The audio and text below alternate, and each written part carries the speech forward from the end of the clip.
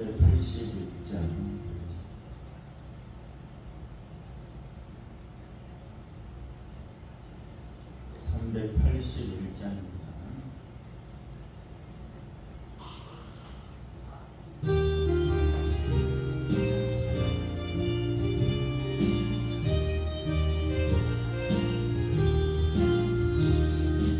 깜깜한 밤새에 길을 걸어했으나 죽으신 사랑 빛이 새고 너를 떠나네.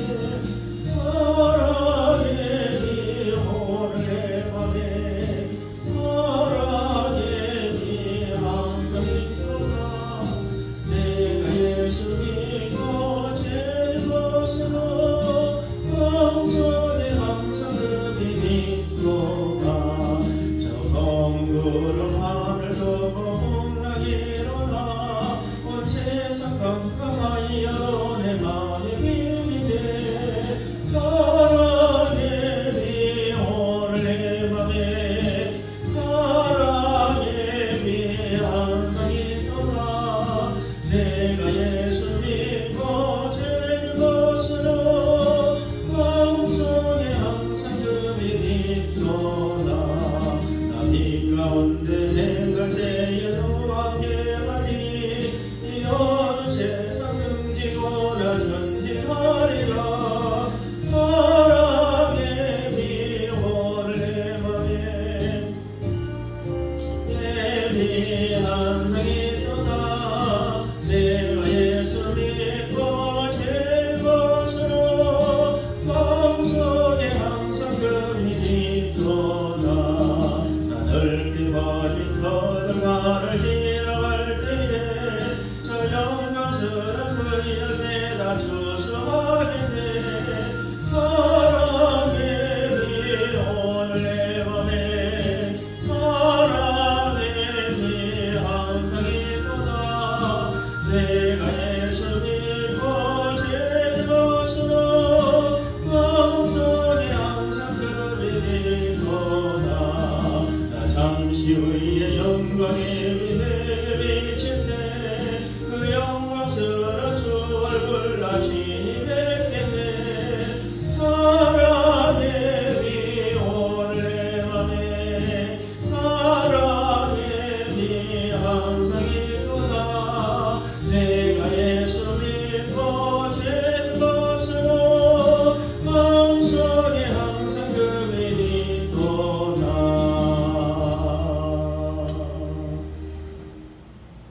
382장 보겠습니다.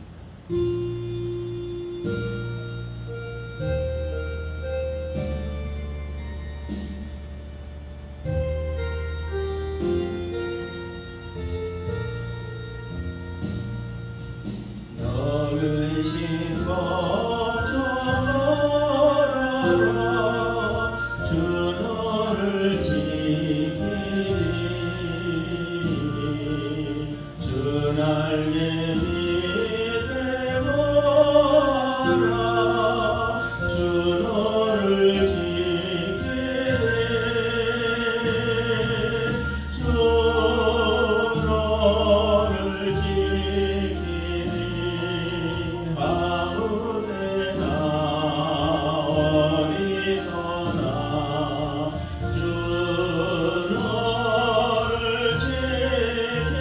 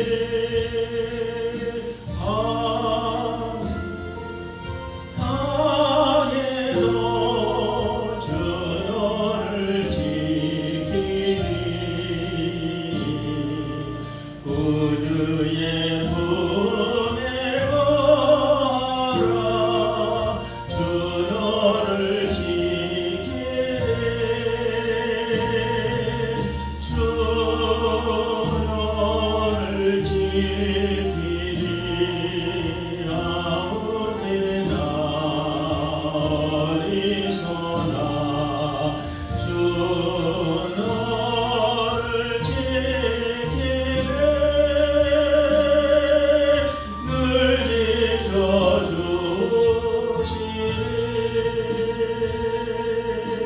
아멘.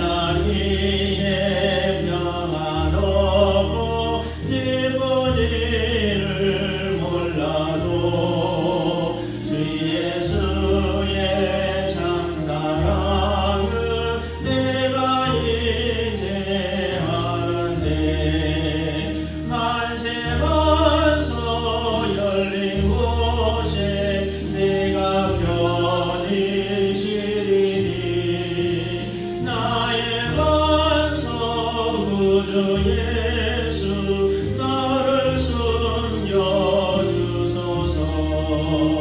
험한 곳과 지나도록 손목으로 도우사. 평화로운 피난처에 길이 살게 하소서. 만세 만서 열린 곳에 내가 편히 쉬리니 나의 완소 구주 예수 나를 숨겨주소서.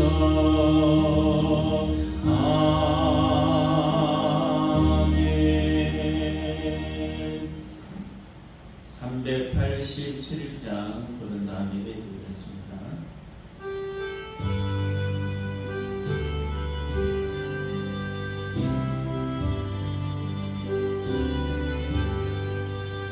멀리 멀리 갔더니 처량하고 원하며 슬프고 외로워 정처 없이 나리니 예수 예수 내 주여 지금 내게 오셔서 떠나가지 마시고 이리 함께 하소서.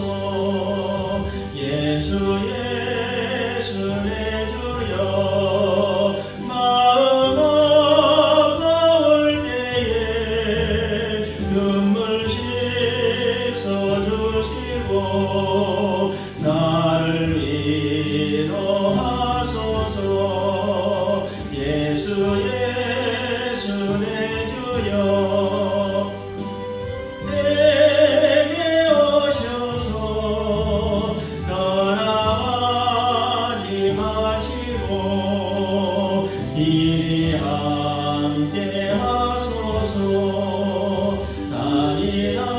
다니다가실 때에 쓸쓸한 것만 나도 홀로 있게 마시고 주여 모하소서. 예수 예수 내 주여 지금 내게 오셔서 떠나가지 마시고 이리 함께 하소서.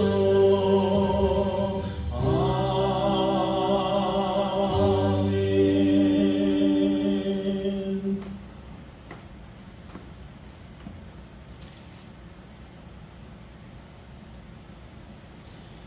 다 같이 묵상기도 드리심으로 주일날 예배를 하나님께 드리시겠습니다.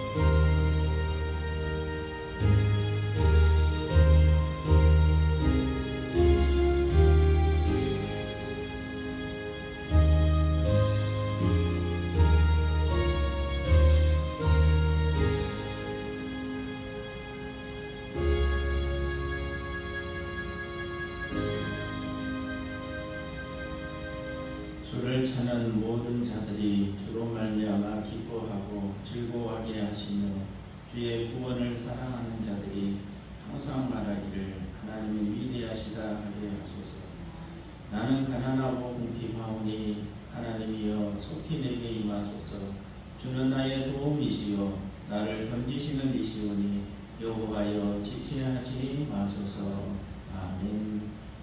사랑과 긍휼이 한량없이 많으신 아버지, 우리를 긍휼히 여기시고 은혜 주시기 위하여 주의 전에 불러주셔서 감사를 드리옵나이다.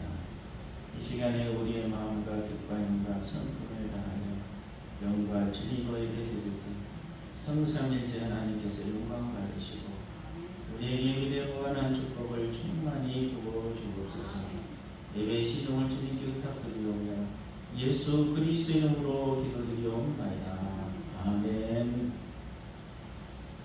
찬송가 26장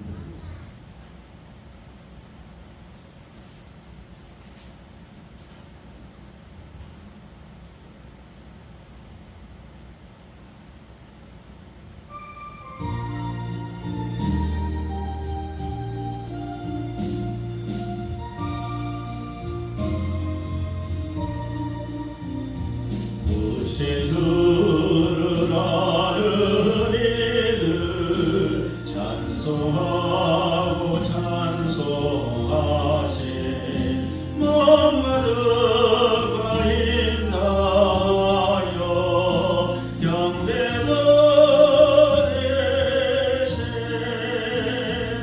주를 알지 못한 이들 주가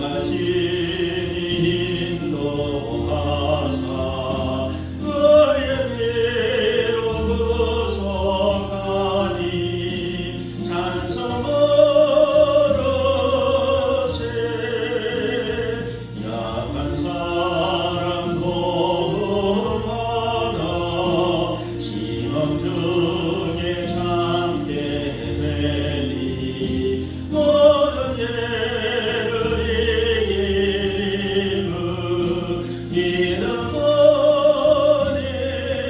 이름뿐이라 진리 되신 우리 주는 영원토록 변함없네. 성도들아 주를 믿어 길이 섬기세.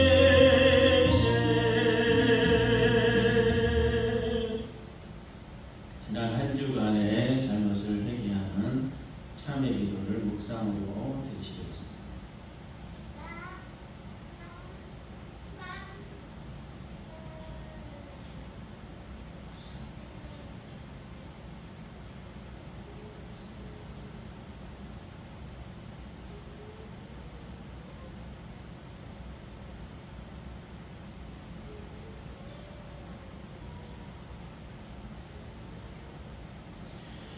그가 빛 가운데 계신 것 같이 우리도 빛 가운데 행하면 우리가 서로 사귐이 있고 그 아들 예수의 피가 우리를 모든 죄에서 깨끗하게 하실 것이니라. 아멘. 사도신경으로 신앙 고백을 드리겠습니다. 나는 전능하신 아버지 하나님 천지의 창조주를 믿습니다. 나는 그의 유일하신 아들 우리 주 예수 그리스도를 믿습니다.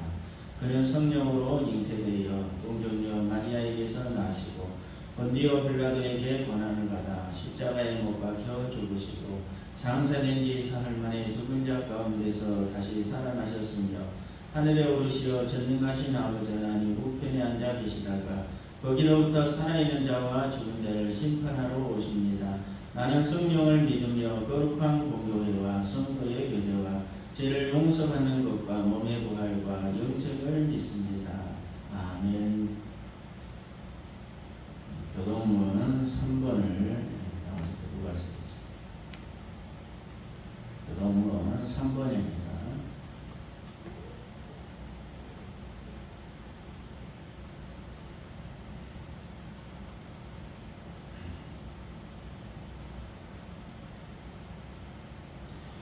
내 의의 하나님이여 내가 부를 때 응답하소서. 혼란 중에 나를 너그럽게 하셨사오니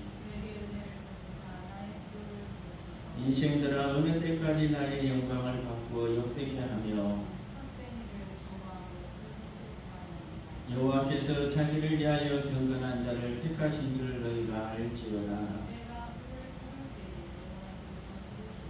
너희는 떨며 범죄하지 말지어다. 자리에 누워 심중에 말하고 잠잠할지어다. 여러 사람의 말이 우리에게 선을 보일 자 누구뇨 하오니 주께서 내 마음에 두신 기쁨은 내가 평안히 눕고 자기도 하리니. 아멘. 찬송가 380장 보겠습니다.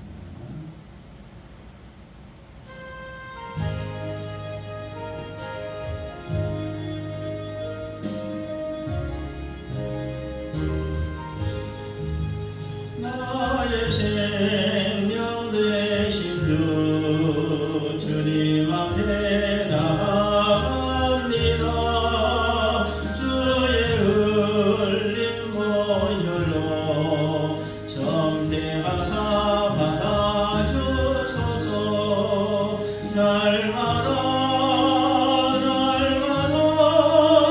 주를 찬송하겠네. 주의 사랑 불러서 나를 굳게 잡아내소서. 때론 세상 지낼 때 나를 인도하여 주소서. 주를 믿고 나가며 나의 길을 잃지 않겠네. 날마다 주를 찬송하겠네. 주의 사랑 불러서 나를 굳게 잡아내소서. 세상 살아갈 때에 주를 너무 사랑합니다. 맑고 빛난 천국에 나의 영혼 들어가겠네. 날마다 주를 찬송하겠네. 주의 사랑 불러서 나를 굳게 잡아내소서.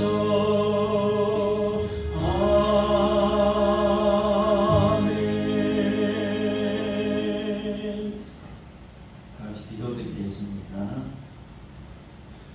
언제나 우리를 사랑하셔서 주님의 은혜와 사랑을 베푸시기를 원하시는 아버지 하나님, 그 크신 은혜와 사랑에 진심으로 감사를 드렸나이다. 흠을 많고 죄 많은 우리가 주의 전에 나왔습니다. 주의 영을 충만히 부어주셔서 우리의 모든 흠물과 죄를 그리스도의 속죄의 보혈로 덮으시사 깨끗하게 용서하여 주시고, 주의 영이 충만한 가운데 하나님의 말씀을 듣고자 이 자리에 섰습니다. 우리 한 사람 한 사람 긍휼과 자비를 베푸셔서 시간 말씀을 통하여서 큰 은혜가 되고 하나님께 영광 돌리는 복된 시간이 되도록 도와주시옵소서. 하나님의 일을 하는데 하나님 동력자와 협력자들이 필요합니다. 때에 따라 적재적소에 필요한 협력자와 동력자들이 많아지게 도와주셔서 주의 일을 잘 감당하여 하나님의 영광을 드러내는 모든 일들이 되도록 도와주시옵소서. 반석의 시험교회를 향한 하나님의 놀라운 성대의 역사가 있는 줄로 믿습니다. 하루속히 우리를 통하여서 이루어 주시고 마지막 때에 주님 앞에 귀하게 쓰임받는 복된 재단으로 성장하도록 축복하여 주시옵소서. 귀한도 우리 성도들 한 사람 한 사람 눈동자처럼 지켜주시고 마음과 뜻이 온전히 하나님 앞에 합하게 도와주시고 하나님의 말씀에 따라 순종하며 살아가는 복된 삶이 되도록 도와주셔서 하나님이 늘 나와 함께 계시고 나를 도우시고 우리에게 크신 은혜를 베푸신다는 이 놀라운 비밀을 날마다 깨닫고 기뻐하며 하나님의 은혜에 감사하는 복된 삶이 되도록 도와주시옵소서. 하나님 이 시간도 말씀하여 주시고 이 말씀을 통하여서 오토 같은 심령 속에 뿌려져 100배, 60배, 30배 귀한 결실을 맺도록 축복하여 주시옵소서. 이 예배를 하나님 앞에 온전히 드리옵고 감사를 드리오며 예수 그리스도 이름으로 기도드리옵나이다. 아멘. 하나님의 말씀은 구약성경 예레미야 21장 1절부터 14절까지 한 절씩 읽어보시겠습니다. 구약성경 1082쪽입니다.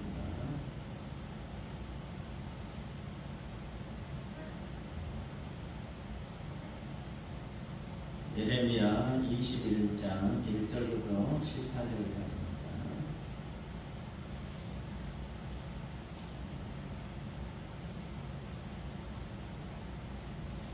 여호와께로부터 예레미야에게 말씀이 임하니라. 시드기야와 왕이 말기야의 아들 바술과 제사장 마아시아의 아들 스바냐를 예레미야에게 보내니라.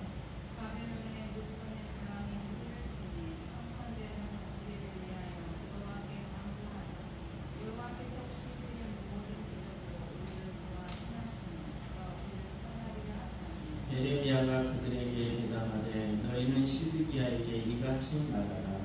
이스라엘의 하나님 여호와께서 이와 같이 말씀하시되 보라 너희가 성 밖에서 바벨론의 왕과 또 너희를 에워싼 갈대아인과 싸우는데 쓰는 너희 손의 무기를 내가 뒤로 돌릴 것이요 그것들을 이 성 가운데 모아드리리라. 내가 든 손과 강한 팔 곧 진노와 분노와 대로로 친히 너희를 칠 것이며 내가 또 사람이나 짐승이나 이 성에 있는 것을 다 치리니 그들이 큰 장령성에 죽으리라 하셨다 하라. 여호와의 말씀이니라. 그 후에 내가 유대의 왕 시드기야와 그의 신하들과 백성과 및 이 성읍에서 전염병과 칼과 기근에서 남은 자를 바벨론의 느부갓네살 왕의 손과 그들의 원수의 손과 그들의 생명을 찾는 자들의 손에 넘기리니 그가 칼날로 그들을 치되 책임이 여기지 아니하며 긍휼히 여기지 아니하며 불쌍히 여기지 아니하리라 하셨느니라. 여호와께서 말씀하시기를 보라 내가 너희 앞에 생명의 길과 사망의 길을 두었다. 이 백성에게 전하라 하셨느니라. 이 성읍에 사는 자는 칼과 기근과 전염병에 죽으려니와 너희를 여호산 갈대아인에게 나가서 항복하는 자는 살 것이나 그의 목숨은 전리품같이 되리라. 여호와의 말씀이니라. 내가 나의 얼굴을 이 성읍으로 향함은 복을 내리기 위함이 아니요 화를 내리기 위함이라. 이 성읍이 바벨론 왕의 손에 넘김이 될 것이요 그는 그것을 불사르리라. 유다 왕의 집에 대한 여호와의 말을 들으라. 12절. 여호와께서 이와 같이 말씀하시니라. 다윗의 자비와 너는 아침마다 정의롭게 판결하여 탈취당한 자를 압박자의 손에서 건지라. 그리하지 아니하면 너희의 악행 때문에 내 분노가 불같이 일어나서 사람들이 능히 볼 자가 없으리라. 여호와의 말씀이니라. 골짜기와 평원 바위의 중이나 보라. 너희가 말하기를 누가 내려와서 우리를 치리요 누가 우리의 거처에 들어오리요 하거니와 나는 내 대적이라. 내가 너희 행례로 너희를 벌할 것이요 내가 또 숯불에 불을 놓아 그 모든 죄를 사르리라. 여호와의 말씀이니라. 아멘. 여호와께서 두신 생명의 길과 사망의 길에 대해서 이 시간에 본문을 통해서 함께 은혜를 나누고자 합니다. 하나님은 북이스라엘의 아합의 집과 남유다의 므낫셋의 집을 심판하셨습니다. 어떻게 심판했느냐 하면은 주변 국가를 들어서 심판을 하셨는데 아수를 들어서 북이스라엘을 심판했고 바벨론 제국을 도구로 사용해서 남유다를 공격해서 멸망을 시킵니다. 먼저 북왕국 이스라엘은 BC 722년경에 아수르에 의해서 멸망을 당했는데 북이스라엘의 초대왕 여로보암 때부터 시작해서 가장 사악했던 왕 아합은 물론 마지막 왕 호시아에 이르기까지 하나님께서 조상들과 선지자들을 통해서 명령하신 율법들을 지키지 아니하고 허망한 우상에게서 돌이키지 않다가 하나님의 진도를 사서 결국은 멸망을 당하게 됩니다. 호시아가 베가 왕을 암살하고 스스로 왕위에 오르는 그때에 아수르 왕 디글랏 빌레셋이 막강한 힘을 행사하고 있었습니다. 그런데 그 호시아가 통치하던 4년째 되던 해에 디글랏 빌레셋이 죽게 되자 그 호시아는 아수르에게 조공 바치기를 거부를 하고 친애국 정책으로 바꿔버립니다. 그리고 애국 왕에게 도움을 요청을 하게 되는데 이 디글랏 빌레셋이 죽은 다음에 누가 아수르의 왕이 되느냐 하면은 살만네셀이 왕이 오르게 됩니다. 살만네셀이 북이스라엘이 자신의 나라에 조공을 바치지 않게 되자 이스라엘로 쳐들어오게 되는데 3년 동안 포위를 하게 됩니다. 사마리아 성을 정복을 하게 되고 이로 통해서 북이스라엘은 BC 722년경에 멸망을 당하고 만 것입니다. 그 원인은 계속해서 앞으로 반복되겠지만 하나님을 의지하지 않고 막강한 주위의 국가와 사람을 의지하고자 하고 우상을 섬김으로 통해서 하나님을 배반했던 거기에 주된 요인이 있었습니다. 남유다도 마찬가지로 하나님의 명령을 지키지 않기로 북이스라엘처럼 똑같았습니다. 북이스라엘 사람들이 만든 관습을 통해서 그대로 따라 행했어요. 하나님을 버리고 우상을 섬기는 일을 자행을 했는데 남유다의 가장 사악했던 왕이 므낫세 왕입니다. 므낫세 손자 요시야가 율법책을 발견하고 우상을 척결하고 종교개혁을 단행하고 절기를 회복하고 유월절을 사사시대 이후로 가장 온전하게 드렸지만은 이 요시야 왕의 그런 종교개혁의 그런 모습도 잠깐 나타났지만 남유다를 멸망시키기로 한 하나님의 진노를 결코 돌이키지 못했습니다. 그래서 남유다의 가장 선한 왕이었던 요시야는 애굽의 바로 누구에 의해서 암살을 당하게 됩니다. 그리고 남유다 백성이 요시야의 아들 여호아스를 왕으로 삼지만 3개월쯤 지났을 때에 애굽 왕 바로 누가가 폐위를 시켰고요. 그리고 누구를 왕으로 세우느냐면은 북쪽의 바벨론과 남쪽의 애굽의 공격을 당하고 있음으로써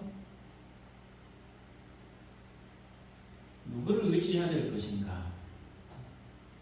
정말로 이 이스라엘의 그 정체성을 회복하지 못하고 멸망당했던 그것을 교훈 삼아서 온전히 하나님만을 섬기는 그런 유다 나라가 되어야 되는데 요시야의 다른 아들 엘리야김을 여호야김으로 개명을 시켜서 그 꼭두가시처럼 앉혀놓은 그 유다 왕이 여전히 조상들이 행했던 그 길로 그대로 걸어갔습니다. 그것은 무엇이냐면은 여전히 사람을 의지하고 주위의 강대국을 의지하고자 하고 우상을 섬겼던 하나님을 저버리고 우상을 섬겼던 그런 일을 자초를 하게 됩니다. 그로 통해서 하나님의 심판으로는 북쪽의 제국 바벨론의 느부갓네살을 사용했던 것입니다. 갈그미스에서 애국과의 전쟁에서 승리한 느부갓네살이요 다음 해에 남유다를 향해서 내려오게 됩니다. 여호야김은 느부갓네살에게 조공을 바치고 항복을 하게 되고 바로 느고와 바벨론의 느부갓네살 사이에서 애둘타기를 했던 여호야김은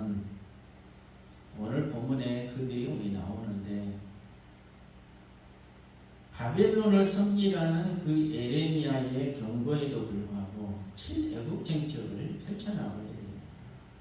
이건 바벨론에 대한 반역 행위가 되었습니다. 그래서 기원전 597년에 예루살렘이 함락을 당하고 나는데 이때 여호야긴이 왕이 오르지만은 석 달 동안 통치하다가 바벨론으로 포로로 끌려가게 됩니다. 이때 에스겔 선지자도 함께 포로로 잡혀가게 됩니다. 그래서 느부갓네살은 여호야긴의 숙부인 요시야의 또 다른 아들인 마따니야를 시드기야로 개명을 시킵니다. 그리고 유다의 꼭두각시 왕으로 세웠지만 시드기야 또한 반역을 일으키게 되고 기원전 586년경에 느부갓네살 왕에 의해서 남유다도 멸망을 하게 됩니다. 그래서 북이스라엘도 남유다도 역사 속에서 사라지게 된 것입니다. 성경은 요시야가 죽었을 때도 요야김 시대 예루살렘이 바벨론에게 함락당했을 때도 거듭해서 그 심판이 므낫세가 우상을 섬기고 무지한 자의 피를 흘리게 했기 때문이라고 계속해서 반복해서 말씀을 하셨어요. 남유다의 가장 사악한 왕 므낫세의 죄악으로 말미암아 하나님께서 남유다의 죄를 사해 주시지 않고 심판하셨다고 말하는 것은요, 남유다가 하나님을 저버리고 얼마나 타락했는지를 단적으로 보여주고 있습니다.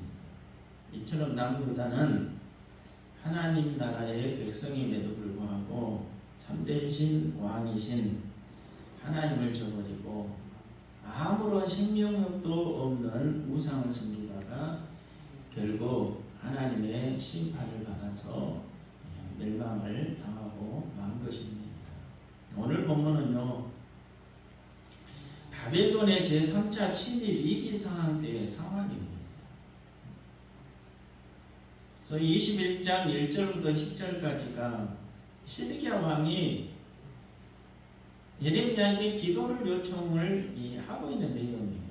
그래서 예레미야에게 사람을 보냈는데 누구를 보냈냐면은 말기야의 아들 바술과 제사장 마아시아의 아들 스바냐를 예레미야에게 보내고 있습니다.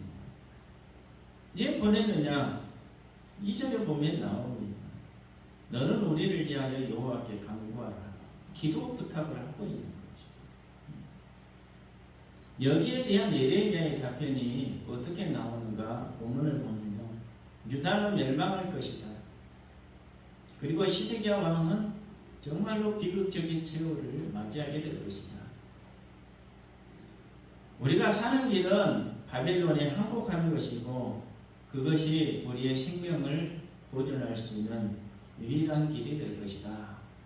기도 요청을 하러 온 그들에게 답변한 예레미야의 말입니다.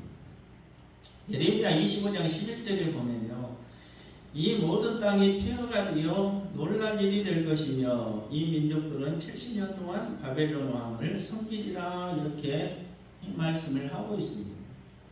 그럼 왜 바벨론이 유다를 침략하려고 하는가? 그 이유는 방금 전에 설명했듯이 유다가 친애국 정책을 펼쳤어요. 다른 말로 말하면요, 반바벨론 정책을 펼쳤다는 것입니다. 친애국 정책을 펼치면서 그 옆에 있는 소국들, 에돔이나 모압이나 두루나 시돈 등 이들과 연합을 해가지고 친애국 정책을 펼쳤던 거예요. 예레미야가 계속해서 경고를 했어요. 애국과 동맹을 맺지 말라. 2장 2절부터 3절, 37장 16절부터 21절, 32장 19절에 계속해서 반복해서 이렇게 경고를 했습니다. 그래서 친애국 정책이 주 요인이 되고 있는 것입니다. 이것을 영적으로 해석하면요, 친애국 정책을 했다고 어째서 이 한 나라의 운명이 갈릴 수가 있는가? 근본적인 원인을 파고 들어가면요, 북쪽 이스라엘도 마찬가지였고 남유다도 마찬가지였지만 하나님보다도 사람을 의지하고자 한다. 큰 나라 강대국을 의지하고자 하는 그 마음, 또 이스라엘 백성들은 하나님을 섬기지 않고 우상을 섬겼어요.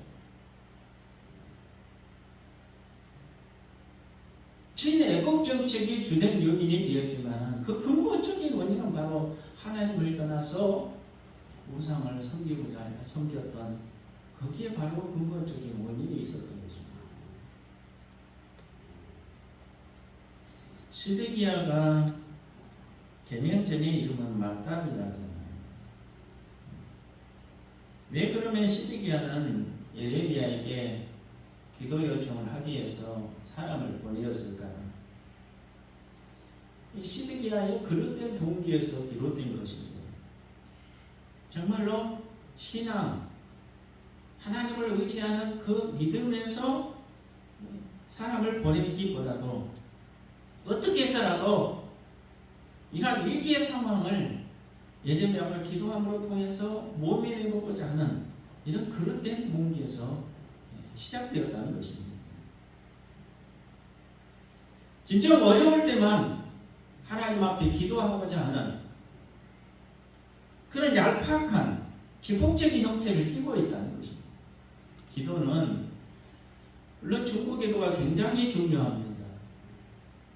내가 힘들 때 목회자분들에게 또는 다른 분들에게 얼마든지 기도 부탁을 할 수가 있습니다.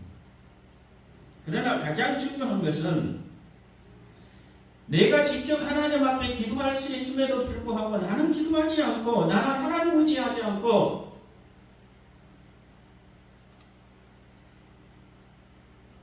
남에게 의지하고자 하는 이런 것은요 참담 신앙인의 모습이 아닙니다.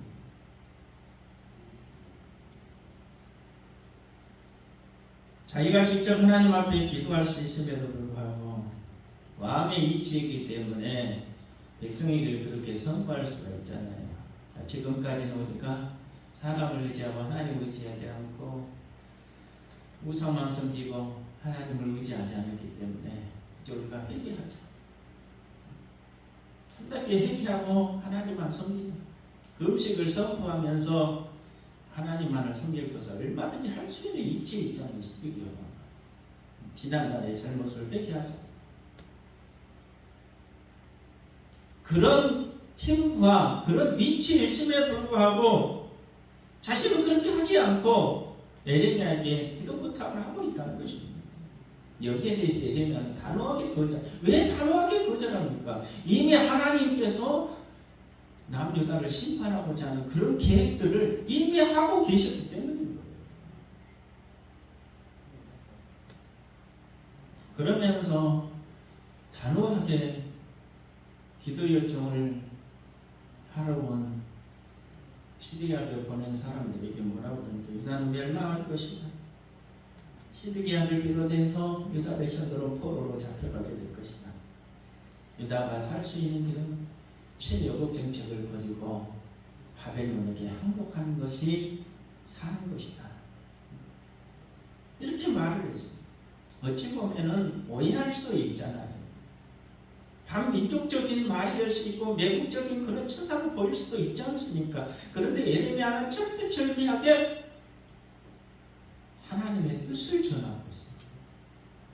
오늘날 가장 중요한 것은 예배에 있어서 형식이 중요한 것이 아니에요. 하나님의 말씀이 중요합니다. 정경으로 책됐던 하나님의 말씀 66권이 중요한 거예요. 부수적인 것이 중요한 것이 아닙니다. 예레미야가 그런 태도를 보이고 있습니다. 중요한 것은 하나님의 뜻이지 우리가 어떻게 하면서 된다고 되어지지 않는다는 거예요.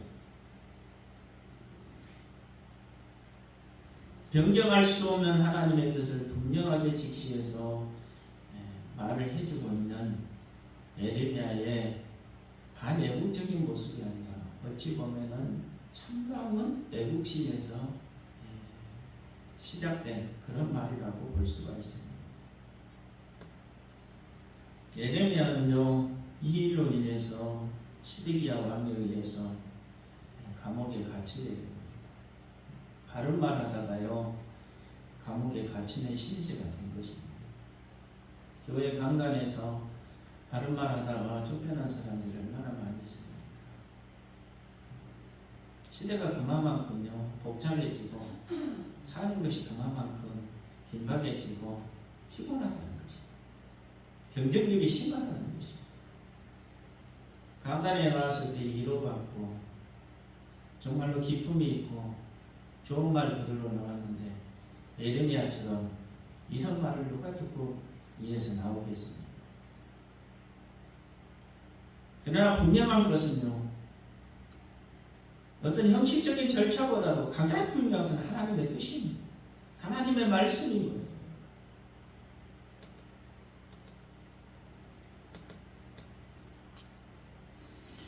결국 시드기야의 기도 요청에 대한 예레미야의 거절은 개인적인 욕망을 채우고자 하는 기도는 결코 허락될 수도 없고 응답받을 수가 없다는 사실을 보여주고 있습니다. 애국을 의지하라고 했던 시드기야의 모습 속에서 인간의 지혜와 능력을 의지하는 것이 얼마나 허망한 일이고 심각한 심판을 초래한 것이라는 사실을 우리 모두가 깨달아야 됩니다. 하나님을 의지하고 오직 하나님만 바라보며 하나님을 정말로 기쁘시게 하는 우리의 삶이 되시기를 주님의 이름으로 축복합니다. 11절부터 14절에 보니까요, 공평과 정의를 행하라 이렇게 말을 하고 있습니다. 이를 듣지 않으면 멸망할 것을 예레미야는 계속해서 경고하고 있습니다. 그러면서 21장 12절에 그리하지 아니하면 22장 4절에 보니까 이 말을 준행하면 22장 5절에 보니까 이 말을 듣지 아니하면 하나님의 말씀을 순종할 때와 불순종할 때의 결과를 대조적으로 계속해서 예레미야는 설명을 하고 있습니다. 그리고 유다 왕가를 향해서 하나님의 말씀에 순종할 것을 촉구하는 겁니다. 이 어려운 때에 우리가 침해고 정책을 펼치는 데 무슨 소용이 있겠느냐. 가장 중요한 것은 하나님께로 돌아오는 것, 하나님 앞에 회개하는 것, 하나님의 말씀대로 살아가는 것, 하나님만을 경외하는 것, 하나님의 뜻에 따라서 순종하는 것, 선민으로서 회복하는 그런 백성이 되고, 이것이 가장 중요하다는 것을 말씀을 하고 있습니다. 그러면서 21장 8절에 보면요, 보라 내가 너희 앞에 생명의 길과 사망의 길을 두었다. 하나님을 섬길 것인가, 우상을 섬길 것인가, 거대왕과 애국을 정말로 믿을 것인가, 이 선택은 결국 유다 백성들에게 있다는 것입니다. 생명의 길은 문자적으로 해석하면요, 바벨론 나라, 친바벨론 정책을 펼치라는 것입니다. 다시 말하면요, 바벨론 나라의 항복을 하는 것이고, 사망의 길은 무엇이냐면 친애국 정책을 앞으로 계속 펼쳐나가게 되면 그 결과는 결국 사망이라는 거죠. 하나님의 뜻은 무엇이냐는 거예요. 항복하는 거예요. 그리고 살 길을 찾으라는 거죠. 기회를 주고 있는 거죠. 회개할 수 있는 기회를 주는 거예요. 신명기 3장 19절부터 20절을 보니까 너와 내 자손이 살게 하여 생명을 택하고 내 하나님 여호와를 사랑하고 그 말씀에 순종하라 말씀을 하고 있습니다. 오늘 우리에게도요, 똑같은 생명의 길과 사망의 길이 놓여 있습니다. 여러분, 우리는 어떠한 길을 선택하고 나가겠습니까? 사랑하는 성도 여러분 모두가 생명의 길을 선택하며 생명과 구원을 얻는 복된 심령이 되시기를 주님의 이름으로 축복합니다. 그러면 구체적으로 생명의 길과 사망의 길은 무엇을 의미하는가? 한 세 가지로 말씀드리겠습니다. 첫 번째로는요, 하나님의 말씀에 순종하는 것이 생명의 길입니다. 다른 말로 말하면요, 우상을 섬기지 아니하고 하나님을 온전히 섬기는 삶, 의지하는 삶, 이것이 생명의 삶이라는 것입니다. 죄는요, 불순종의 결과물입니다. 죄인이 살 수 있는 길은 무엇입니까? 하나님께 항복하고 사는 길이 바로 생명의 길을 걸어가는 것입니다. 예레미야 38장 17절에 보니까요. 내가 만일 바벨론 왕의 고관들에게 항복하면 내 생명이 살겠고 이 성이 불사름을 당하지 아니하겠고 너와 내 가족이 살려니와 말씀을 하고 있습니다. 바벨론에 항복하는 것이 비굴하게 보일지라도 그것이 하나님의 뜻이란 거예요. 70년 동안 포로 생활을 하고 그 기간 동안에 절제절명을 회개하고 하나님 섬기지 못한 그 벌을 받고 다시 회복하여서 하나님을 섬기는 백성이 되는 것이 신명의 길이라는 것입니다.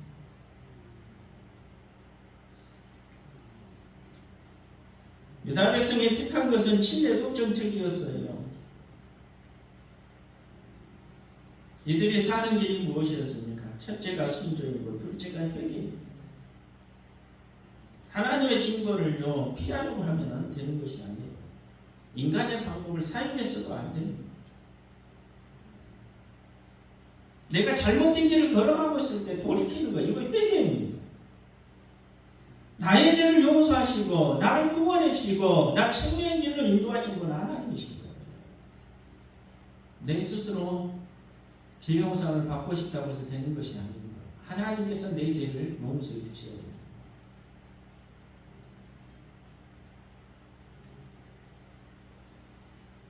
회개하게 될 때에 생명과 구원의 길로 들어서게 된다는 사실을 기억을 하시기를 바랍니다. 마지막 세 번째는요, 기회를 잘 선용을 해야 됩니다. 하나님께서 생명의 길과 사명의 길을 우리에게 부었는데요, 선택의 자유와 기회가 곧 내 자신에게 있다는 것입니다. 신명기 30장 19절에 보니까 너와 내 자손이 살게 하여 생명을 택하라 말씀을 하고 있습니다. 선택의 자유가 우리 자신에게 있다는 거예요. 그런데 그 선택의 결과에 대해서는요, 반드시 내가 책임을 져야 된다는 것이에요. 그래서 선택을 잘해야 됩니다. 기회를 잘 선용해야 되는 거예요.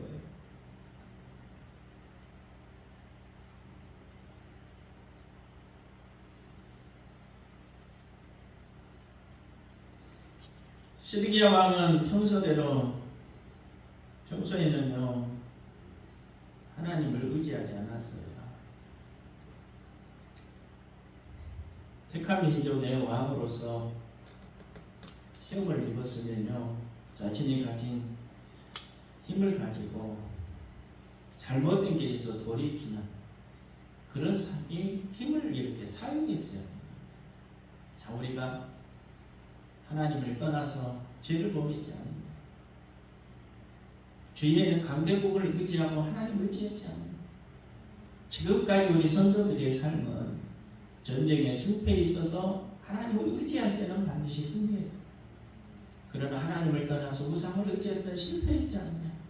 자, 우리가 이제 돌이키자, 회개하고 하나님을 섬기자. 이런 위치에 있음에도 불구하고 여전히 하나님을 의지하지 않고 자신은 하나님께 기도하지 않고 사람을 보내서 예레미야에게 기도 요청을 했던 것입니다. 필요할 때만 하나님을 찾는 행위는요, 하나님은 결코 용납하지 않습니다. 매일매일의 삶이 하나님과 동행하는 삶이 되어야 된다는 이유가 바로 여기에 있는 거예요. 쉬지 말고 기도해야 될 이유가 바로 여기에 있는 것입니다.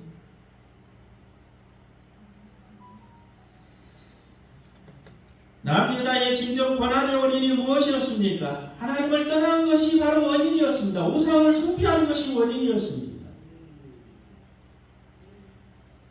우리 모두가 이제부터는 하나님만을 온전히 섬기는 참다운 믿음의 삶이 되시기를 주님의 이름으로 축복합니다. 진정으로 하나님의 말씀에 순종하시기 바랍니다. 하나님 앞에 우리의 모든 허물과제를 내어놓고 우리의 약한 가지도 맡기며 회개하는 심정으로 주 앞에 나아가시기를 바랍니다. 그리고 생명의 길, 사망의 길, 내가 택하지만은 택한 만큼 거기에는 반드시 책임이 있다는 사실을 깨닫고 주어진 기회를 잘 선용해서 살아가시기를 바랍니다. 그래서 우리 모두가 생명의 길로 다 나아가시는 복된 삶이 되시기를 주님의 이름으로 축복합니다. 기도드리겠습니다. 하나님께서 우리 앞에 생명의 길과 사망의 길을 두었다고 말씀하고 계시네. 아버지, 우리가 인간의 욕심 때문에, 내 정욕 때문에 하나님 잊어버리고 겉에 무상을 섬기며 힘 있는 사람 쫓아가고 힘 있는 국가 쫓아가다가 사망의 길을 택하게 되었습니다. 하나님, 어떠한 상황에 놓이든 간에 하나님 잊어버리지 않도록 도와주시고 우리의 부족함과 양함까지도 다 깨뜨리고 알고 계시는 하나님을 참답게 의지함으로 생명의 길을 선택하여 생명과 구원에 얻을 수 있는 복된 삶이 되도록 축복하여 주옵소서. 예수 그리스도의 이름으로 기도드리옵나이다. 아멘. 찬송가 391장 부르겠습니다.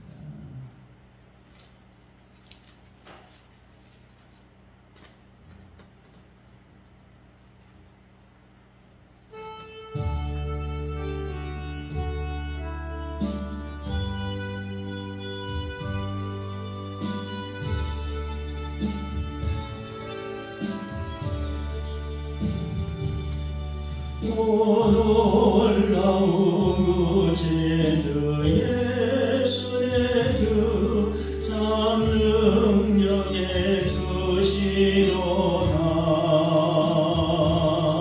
그런 바이니 단전한 그곳으로 내 영혼을 숨기시네.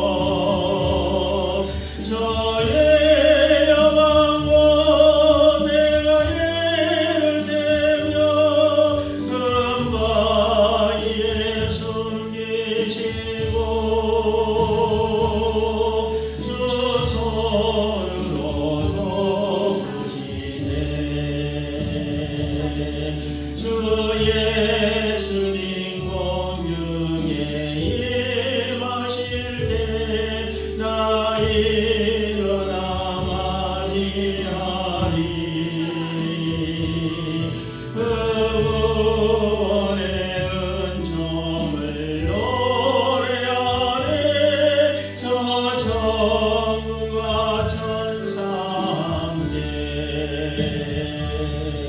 개마른 나를 종일 걸어가도 나 비웃지 아니하며 너의 영광과 내가 예를 대며 은바위에 숨기시고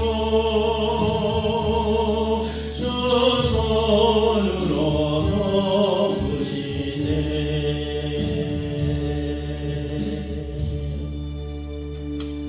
하나님 앞에 예물 드렸습니다. 다 같이 기도드리겠습니다. 하나님 감사합니다. 받은 바에 진심으로 감사하는 마음으로 우리의 마음과 뜻과 힘과 정성을 다하여 하나님께 올려드립니다. 기쁘시게 흠양하여 주옵소서. 우리의 삶에 필요한 것들로 공급하여 주시고 모든 것들이 많든지 적든지 풍성하든지 그렇지 아니하든지 범사에 감사하는 삶이 되도록 도와주시고 이 모든 것이 하나님이 하셨고 하나님이 역사하셔서 나를 도우셔서 되었습니다. 하나님의 은혜에 감사하는 자세로 날마다 고백하도록 도와주시옵소서. 우리 성도들 가정 눈동자처럼 지켜주시고 세상 죄악에 끌지 않도록 도와주시고 오직 하나님만을 경외하는 복된 가정들로 축복하여 주옵소서. 모든 것을 감사를 드리오며 예수 그리스도의 이름으로 기도드리옵나이다. 아멘. 찬송가 171장 1절 부르시고 기도드리겠습니다.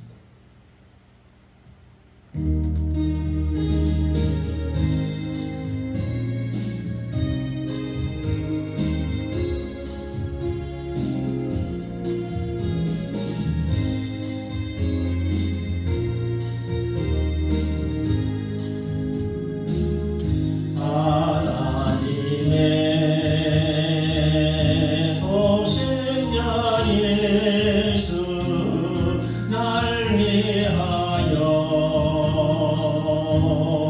오시었네.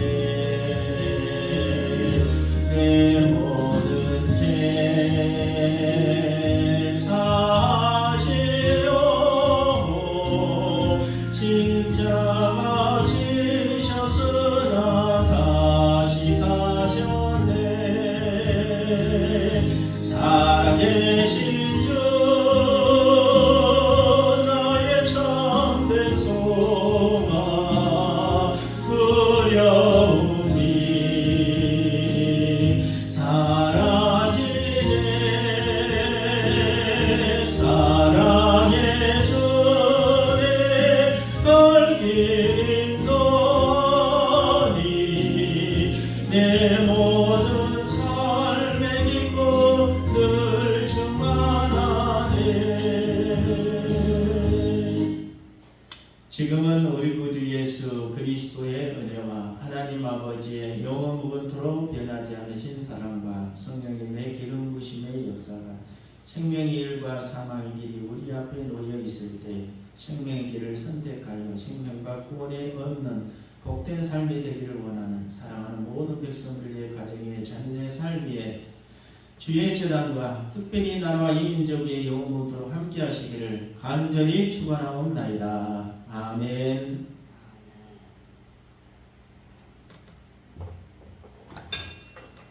주님의 이름으로 축복합니다. 사랑합니다. 축복합니다.